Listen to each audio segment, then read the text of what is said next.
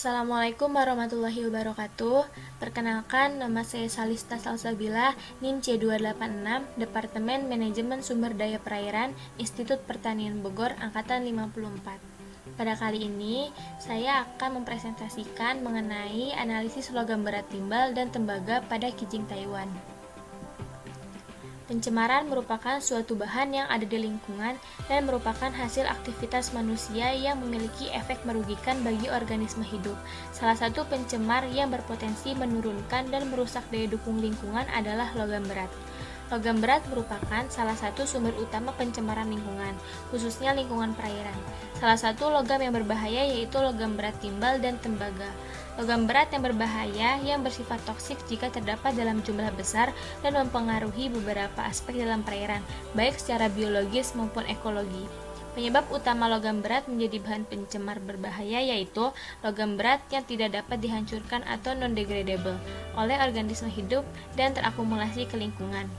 Kijing Taiwan atau Anodonta woodiana merupakan salah satu jenis kijing yang berkhasiat sebagai pembersih racun dalam tubuh, memperlancar sirkulasi darah, menambah energi, dan memperkuat daya tahan tubuh. Salah satu sifat kijing adalah filter feeder. Salah satu bahan pencemar yang sering terdapat pada hewan filter feeder adalah logam berat, antara lain merkuri atau Hg, kadmium atau Cd, dan timbal atau Pb. Selanjutnya, pada waktu dan tempat, praktikul lapang dilaksanakan di situ gede dan di situ perikanan, dan dilakukan analisis logam berat di Laboratorium Biologi Makro 1, Fakultas Perikanan dan Ilmu Kelautan, Institut Pertanian Bogor.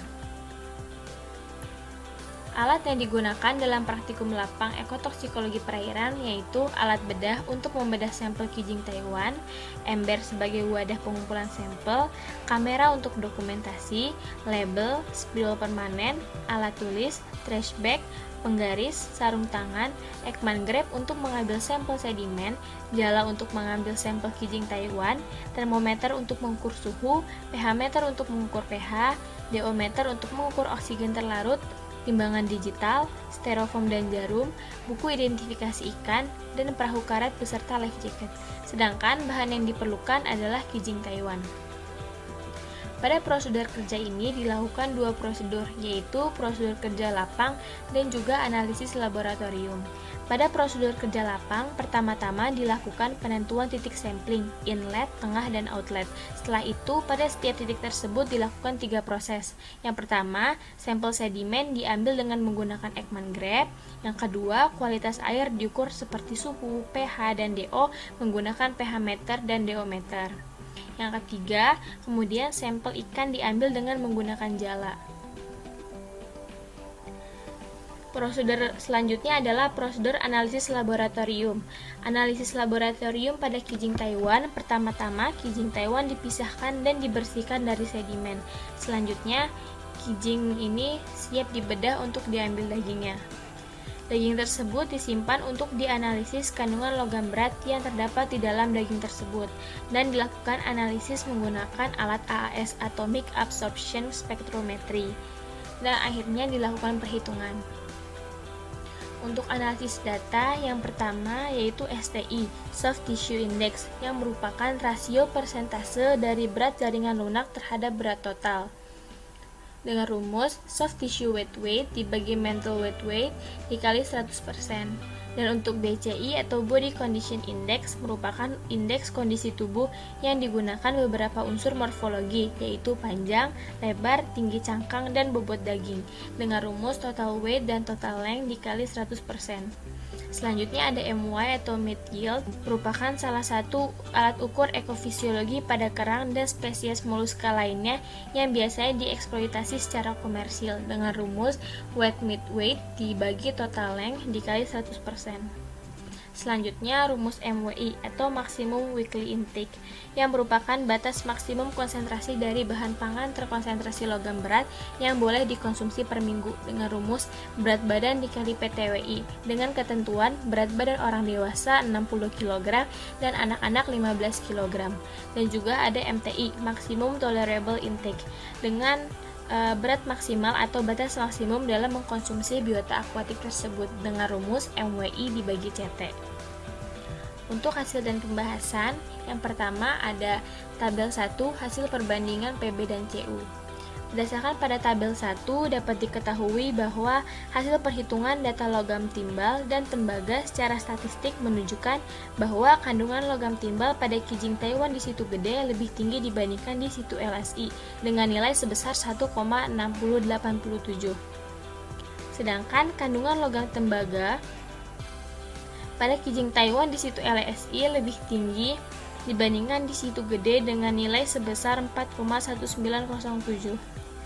Rata-rata kandungan PB di dalam daging kijing Taiwan yang hidup di perairan situ LSI yaitu minus 3,3217, yang dapat diartikan bahwa kadar logam berat timbal yang terdeteksi di bawah limit kemampuan AS dalam menganalisis kandungan logam berat timbal pada situ LSI tersebut. Di samping itu, nilai minus yang didapatkan mungkin terjadi karena logam berat timbal ini masih di bawah ambang batas dan tidak menutup kemungkinan logam berat timbal masih dalam kondisi alamiah atau setidaknya sedikit sumber kontaminasi logam PB di perairan tersebut. Sedangkan kandungan logam berat PB pada situ gede sebesar 1,6087 yang cukup tinggi untuk suatu perairan. Tingginya kandungan PB di perairan situ gede diduga akibat banyaknya aktivitas yang turut menyumbang kontaminasi logam PB seperti jalur transportasi dan banyaknya kegiatan antropogenik yang mengandung timbal. Selanjutnya, tabel kedua merupakan perbandingan nilai MY, BCI, dan STI. Berdasarkan pada tabel 2, dapat diketahui bahwa perhitungan pada indeks MY, BCI, dan STI pada masing-masing lokasi sampling tidak jauh berbeda.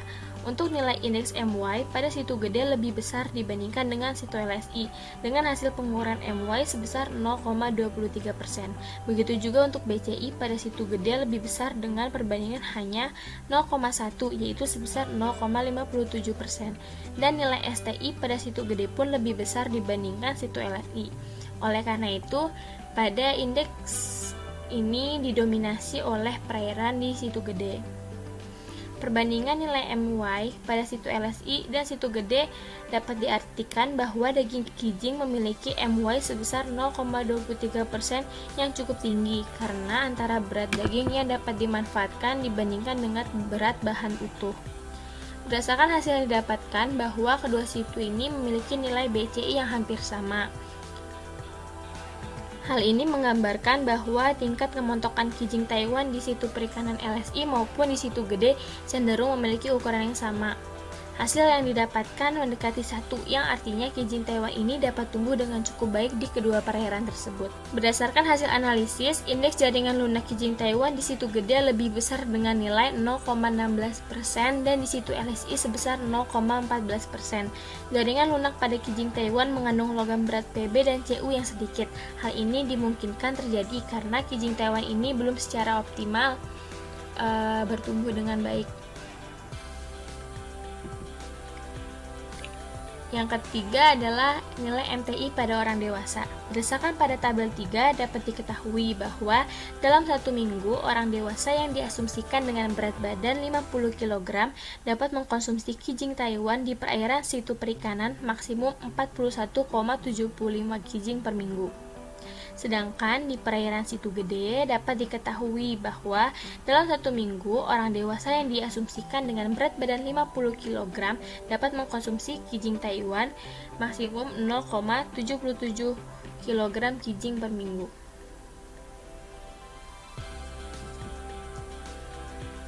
Berdasarkan pada tabel 4 untuk anak-anak, dapat diketahui bahwa dalam 1 minggu, anak-anak yang diasumsikan dengan berat badan 15 kg dapat mengkonsumsi kijing Taiwan di perairan situ perikanan maksimum 12,53 kg kijing per minggu.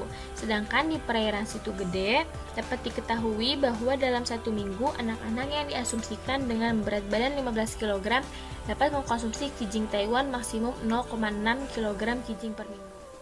Selanjutnya, kesimpulannya, kijing Taiwan dapat tumbuh dengan cukup baik pada situ perikanan maupun di situ gede. Bobot aman konsumsi daging kijing Taiwan yang hidup di situ perikanan adalah 41,75 kg per minggu untuk orang dewasa dan 12,53 kg per minggu untuk anak-anak. Sedangkan bobot aman untuk konsumsi yang ada di situ gede adalah 0,77 kg per minggu untuk orang dewasa dan 0,6 kg per minggu untuk anak-anak. Oleh karena itu, kijing Taiwan di kedua situ tersebut masih aman untuk dikonsumsi, namun tidak secara jangka panjang karena akan dapat menyebabkan gangguan kesehatan.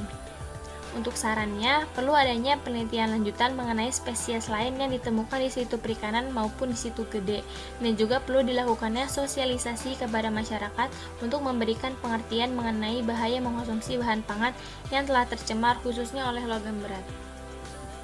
Terima kasih. Wassalamualaikum warahmatullahi wabarakatuh.